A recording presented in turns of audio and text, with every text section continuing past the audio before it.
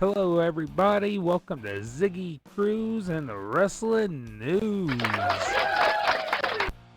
And today I'll be reviewing NXT New Year's Evil for January 7th, 2025.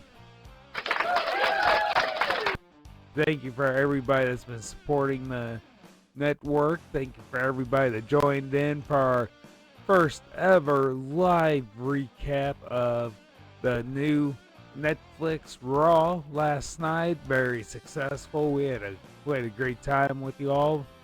Every big event we'll try to do live, comment in the chats, and we'll comment back at you.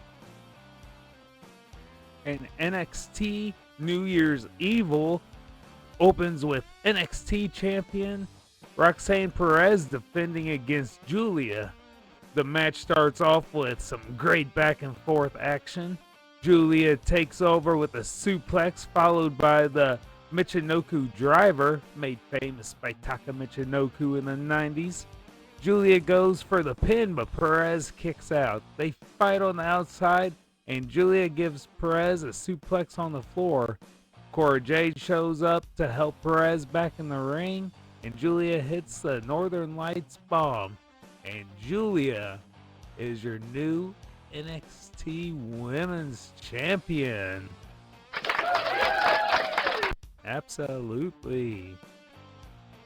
And next we have a fatal four-way for the number one contender for the Women's North American Championship. And this is a match between Stephanie Vaquer, Lola Vice, Kalani Jordan, and Cora Jade. And we have a lot of big action. Really too much to call. All the women hitting their big moves.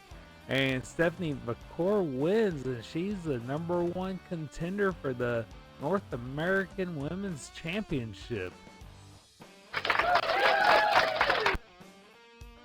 And don't forget to support our boy Shady Davy D. LaFleur, and go and check out his show, Lair of LaFleur, on the LaFleur Network here on YouTube. Every Sunday, he's dropping a new episode. This past Sunday, it was about the New World Order and secret organizations to control the world. So go back, check that out, and come every Sunday, check out everything new he's got going on over in the Lair of LaFleur. And in six-way tag team action, Fatal Influence with Fallon Henley, JC Jane, and Jasmine Nex versus Gigi Dolan, Shotzi Blackheart, and Tatum Paxley. Shotzi hits the diving senton on Henley, the North American champion, to get the win. So later, Shotzi brings us up backstage saying that she should be number one contender instead of Stephanie Vaquer because she actually pinned the champ. So we'll see where that leads us. Then we have a backstage segment with Ethan Page complaining to Ava, and The Rock shows up and tells Ethan Page that here in NXT, Ava is the final boss, and that he better listen to her. Then Rock talks to his daughter for a little bit and says that he's going to go out to the NXT universe, I guess you call it, and I have some words with them later, and asks Ava for her advice. She says just go with whatever he feels like, so we're going to have The Rock back later in the show. And up next is the Heritage Cup Championship with champion Charlie Dempsey versus Lexis King. It was another great match between these two, and they've had several great matches, so that's saying a lot. And they exchanged many near falls, but Lexis King pulls it off, and he becomes your new Heritage Cup champion. And don't forget to be at the LaFleur Network every Thursday night.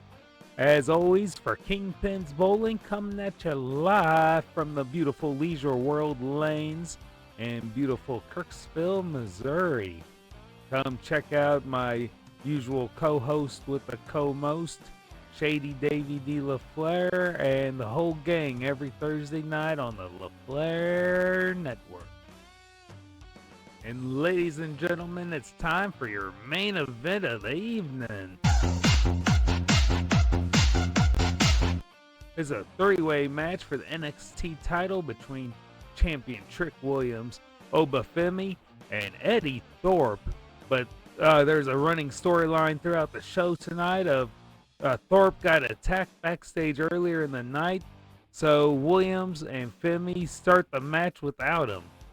Thorpe comes out part of the way through the match, and Thorpe, he messes up. He goes to hit Oba Femi and messes up and hits Williams with the chair, and Oba Femi uses this opening to become your new NXT champion on a big night of title changes. And Oba Femi goes to leave and stands tall on top of the stage with the new women's NXT champion, Giulia, for a big photo op for those two. That was your main event, but your final segment was The Rock coming out and pretty much just talking for about 8 or so minutes. I know roughly how long because he was counting it down. Kept looking at the producer. I got 6 minutes left. I just keep talking. Got 2 minutes left. I just keep talking. Really didn't say much. I just filled in the last 8 minutes of the show, and one of the worst Rock segments in history. So I'll be the first to say that. But thanks for everybody to join us for the NXT review. Be sure to come back and join us for the SmackDown review this Fridays. Next Monday for Raw. Again, Tuesday for NXT. And the cycle keeps coming along. Thank you for joining us. And check out everything else we have to offer on Ziggy Cruze Wrestling News and all of the LaFleur Network.